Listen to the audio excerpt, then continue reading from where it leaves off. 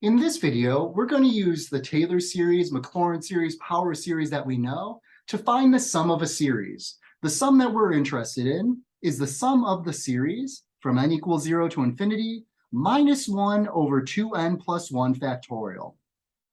And the first thing that we try to do is, of course, list out all the power series we know something about, like 1 over 1 minus x, the exponential, sine, and cosine. And what really helps us in these types of problems is looking at what the factorial is in the denominator. In this case, we have a 2n plus 1 factorial. So we go to our list of power series we know and look for who has a 2n plus 1 factorial in its denominator. And it turns out to be sine of x. So what we're trying to do now is go from the power series form back to the original function. So let me just write out the original or the power series or Maclaurin series form of sine of x. So we have the series n equals 0 to infinity, minus 1 to the n, x to the 2n plus 1, all over 2n plus 1 factorial. And that's equal to sine of x. And similar to what we've done in the past, where we're trying to go from a function to its power series or Maclaurin series form, what we identify first is where are all the x's in the power series and the function. And wherever there's an x, we wrap that x in open parentheses.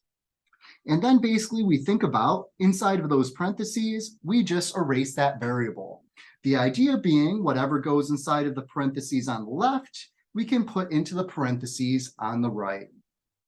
So we need to try and figure out how can we take the series that we're given and use algebra to get it into the form in which we can just put something inside of those parentheses. So let's see what we're given and use algebra to get it into that exact form. So the series that we're given originally is a series from n equals 0 to infinity, a minus 1 to the n, all over 2n plus 1 factorial. And what we're looking for now are how that series that we're given, how is it different than the series that we're looking at up above? In this case, the series related to sine of x. And well, if we're looking at sine of x's series, we see we do have a minus 1 to the n that is in sine of x's series.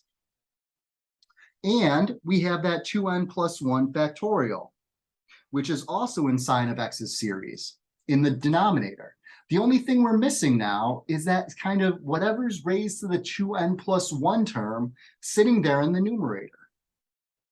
So let me just rewrite this in the following way. So we have this as a series now from n equals 0 to infinity, that minus 1 still the same. We have that 2n plus 1 in the denominator.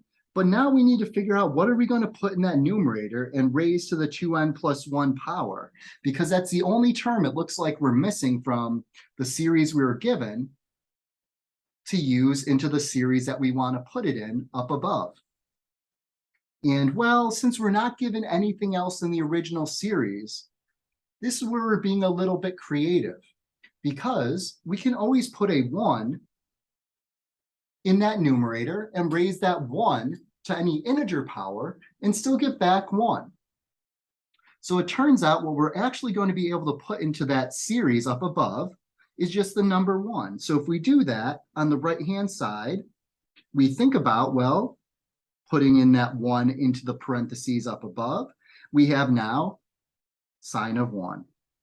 So the series that we're given in this case actually is equal to sine of the number 1.